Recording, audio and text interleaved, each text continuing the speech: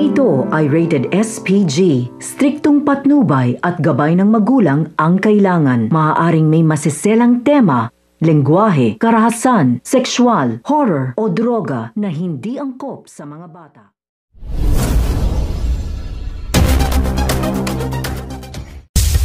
Nakahanap na nga ng bagong masisilungan itong sina President Oscar Hidalgo, Ambo at Elizabeth nang makahanap na nga sila ng abandonadong bahay na pwede nga nilang pagsilungan at manatili muna nga sila doon. Nakita na nga nito ni Ambo ang bayan ng Norte, kaya naman sinabi niya nga na lalabas muna nga siya upang nga maghanap ng kanilang makakain. Sinabi nga nito ni President Oscar Hidalgo na mag-iingat nga siya dahil hindi titigil nga ang mga tauhan nga nito ni Lily na mahanap nga sila, kaya naman titriplihin nga daw nito ni Ambo ang kanyang pag-iingat. Samantala sa kanyang paglabas ay hindi niya nga inaasahan na isang kaguluhan nga ang kanyang matutunghayan dahil nga sa pinaghahabol nga itong si Cardo.